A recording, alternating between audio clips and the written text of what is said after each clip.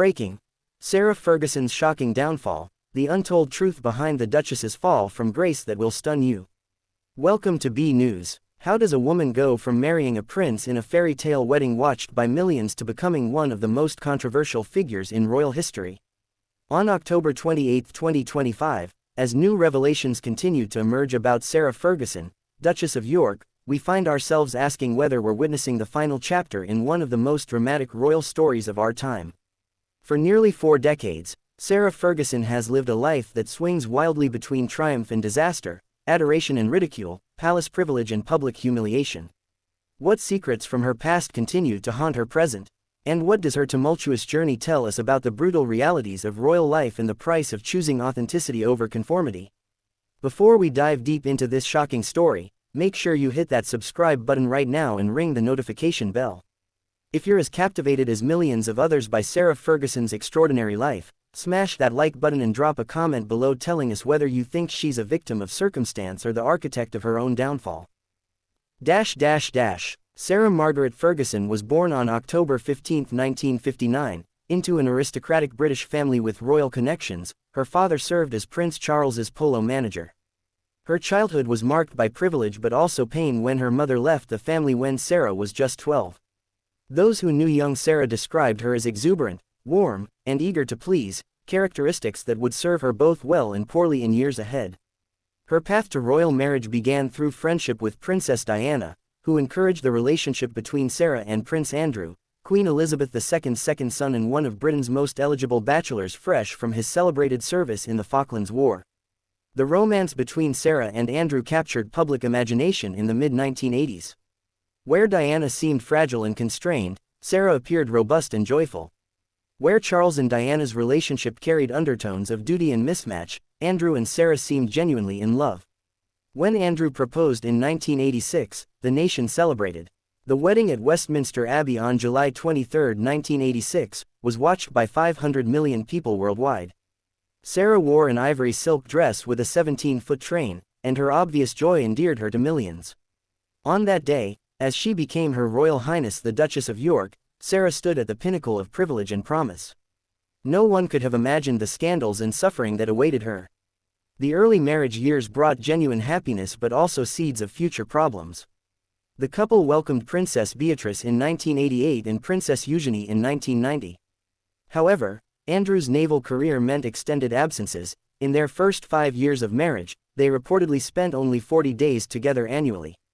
This left Sarah essentially a single parent under suffocating royal protocols and relentless tabloid scrutiny. She gained weight, which the merciless British press documented with cruel headlines. Her fashion choices were constantly criticized. Her exuberant personality, initially popular, was now reframed as unrefined. Palace officials began briefing against her, describing her as difficult and insufficiently respectful of protocol. The beginning of the end came in August 1992, when the Daily Mirror published photographs of Sarah on vacation in France with American businessman John Bryan. The images showed Bryan kissing Sarah's feet and engaging in other intimate behaviors, strongly suggesting a romantic relationship despite her still being married to Andrew. What made it worse was the timing. When published, Sarah was staying at Balmoral Castle with Queen Elizabeth II, attempting reconciliation after announcing her separation from Andrew. She was at breakfast with the Queen and Prince Philip when someone brought in the newspapers. The humiliation was absolute and public. Sarah reportedly left Balmoral immediately, never to be welcomed back into the inner royal circle the same way again. The toe-sucking photographs scandal represented more than simple infidelity, it symbolized Sarah's complete incompatibility with royal life. Royal marriages had weathered infidelity before, but what made Sarah's situation unforgivable was the public nature, the photographic evidence, and the poor judgment. The royal family operates on the principle that appearances matter enormously. One can do almost anything privately as long as it doesn't embarrass the institution. Sarah's scandal violated this rule spectacularly. The divorce was finalized in 1996. Sarah lost her Royal Highness title, though she retained Duchess of York, and received a financial settlement widely reported as far less generous than expected, reflecting royal displeasure. The post-divorce years represented Sarah's lowest point as she struggled with massive debt, continuing media mockery, and royal exclusion despite remaining on good terms with Andrew. Despite her divorce settlement, Sarah accumulated millions in debts, some from maintaining a lifestyle she couldn't afford, others from poor business decisions and advisors who took advantage of her. Her attempts to rebuild finances through commercial ventures met mixed success and controversy. She became a Weight Watchers spokesperson, wrote children's books about Budgie the Little Helicopter, and gave paid interviews, including on Oprah, discussing her marriage and mistakes with unusual candor for someone connected to the royal family. The most damaging post-divorce scandal came in 2010 when News of the World caught her in an undercover sting. A reporter posing as a businessman secretly filmed Sarah apparently offering to facilitate access to Prince Andrew for £500,000. The video showed Sarah, seemingly intoxicated, discussing arranging meetings with Andrew and accepting £40,000 cash as a down payment. When published, the fallout was devastating. Sarah issued groveling apologies, claiming she'd been drinking and that Andrew had no knowledge. The scandal confirmed worst suspicions, that she'd exploit royal connections for money. The Queen reportedly made clear Sarah wasn't welcome at certain events. She was excluded from Prince William and Catherine's 2011 wedding while Andrew and her daughters attended. Yet remarkably, Sarah demonstrated resilience that commanded grudging respect. Rather than retreating into obscurity, she repeatedly attempted to reinvent herself. She became involved in charitable causes, particularly related to children and health. She moved largely to the United States, where media were more forgiving. She embraced social media, building substantial followings on Instagram and Twitter, sharing inspirational messages and presenting positivity that contrasted sharply with tabloid narratives. This public optimism, while sometimes criticized as inauthentic, represented a conscious choice to control her own narrative rather than accepting the identity media had constructed for her. The relationship between Sarah and Andrew post-divorce has been extraordinarily unusual. Despite divorcing in 1996 and various scandals, they've maintained close ties, including living together for extended periods at Royal Lodge in Windsor. They consistently describe each other affectionately, Andrew calling Sarah his best friend, Sarah calling Andrew the love of her life despite their inability to remain married. This closeness has sparked persistent remarriage speculation. For Sarah, the relationship provides emotional support, continued royal connection, financial support, and close relationships with their daughters. For Andrew, Sarah's loyalty has been valuable as his reputation deteriorated due to his Jeffrey Epstein friendship and subsequent allegations by Virginia Giuffre. This brings us to one of Sarah's most controversial current aspects, her unwavering support for Andrew during the Epstein scandal. Prince Andrew's association with convicted sex offender Epstein, continuing even after Epstein's 2008 conviction, has been devastating for the royal family. When Virginia Giuffre accused Andrew of sexual assault when she was a minor, accusations Andrew denies, the resulting crisis led to Andrew being stripped of military titles and royal patronages. Throughout this, Sarah has remained steadfastly loyal, consistently defending Andrew's character. For some, this loyalty is admirable. For others, it's deeply troubling, suggesting willful blindness to serious allegations or problematic values about what behavior deserves defense. Sarah's recent health battles have added another dimension to her narrative. In 2024, she was diagnosed with malignant melanoma following earlier breast cancer treatment in 2023. She's been characteristically public about these challenges, using her platform to raise awareness about cancer screening. For some, this has humanized her and created sympathy.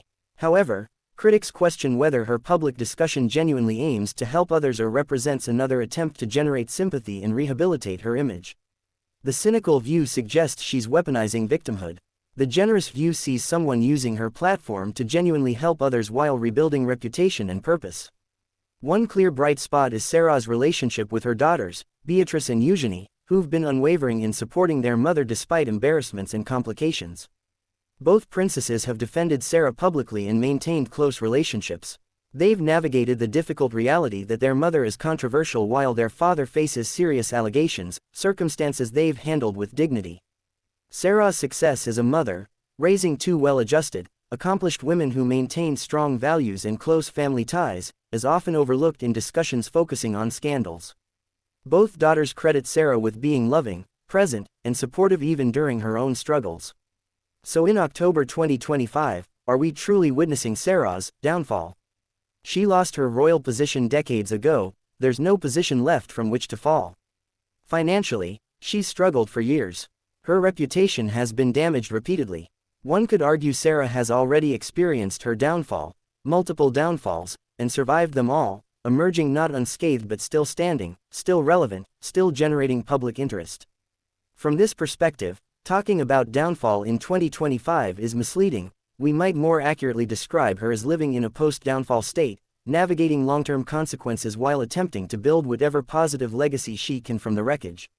However, aspects of her current situation could legitimately represent continued downfall.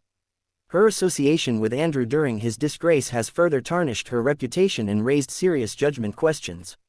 Her continued exclusion from major royal events demonstrates she remains persona non grata. Commercial ventures have become increasingly marginal, suggesting diminishing marketability. Her social media presence often attracts as much mockery as engagement. Health challenges have highlighted her vulnerability and raised questions about her ultimate legacy. Will she be remembered as anything beyond a cautionary tale about marrying into royalty without the temperament to succeed? The media's role in creating and perpetuating Sarah's downfall narrative deserves examination. British tabloids have been ruthlessly cruel yet extraordinarily profitable in covering Sarah for nearly 4 decades. Coverage has often been misogynistic, focusing obsessively on her appearance, weight, and fashion in ways male royals rarely experience. Headlines called her the Duchess of York, documented every pound gained or lost, and presented her as fundamentally lacking refinement for royal life.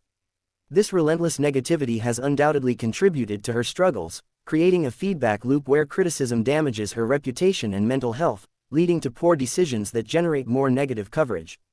The feminist dimensions invite important questions about how women who transgress expectations are judged and punished differently than men. Throughout her public life, Sarah has faced criticism focusing on gendered characteristics, weight, appearance, emotional expressiveness, perceived neediness. Standards applied to her behavior have been far stricter than those applied to male royals engaging in similar or worse conduct. Prince Andrew maintained titles and position through numerous scandals, only losing them when allegations became impossibly serious. Prince Charles maintained respectability despite adultery and is now king. Sarah's mistakes have resulted in far more sustained punishment than comparable male royals have faced, reflecting broader patterns where women who are too loud, emotional, or sexually transgressive face harsher judgment.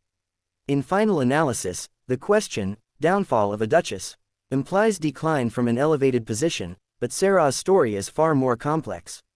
She has certainly fallen from the heights she briefly occupied, the beloved 1986 bride, the seemingly happy royal wife and mother. But she has also survived multiple crises that might have destroyed someone less resilient. She has maintained meaningful relationships with her daughters and ex-husband, carved out a peculiar but real niche in public life, and demonstrated that survival itself is a form of success. Whether we view her situation as downfall, continued consequence, or hard-won survival likely says as much about our own values as about Sarah herself. Now we want to hear from you. What do you think about Sarah Ferguson's life? Is she experiencing genuine downfall, or has she survived her multiple downfalls and is now living with consequences? Is she a victim of cruel media treatment, or has her poor judgment created her own problems? Should public figures achieve redemption after scandals? Share your thoughts in the comments. If you found this deep dive informative, hit that like button, subscribe to BNEWS, and share this video. And here's our final question. If you could give Sarah Ferguson one piece of advice about moving forward, what would it be? Retreat into privacy, continue staying public, seek reconciliation with the royal family, or something else entirely? Drop your answer below. Until next time, stay informed, stay empathetic, and remember that behind every cautionary tale is a real human being navigating extraordinary circumstances.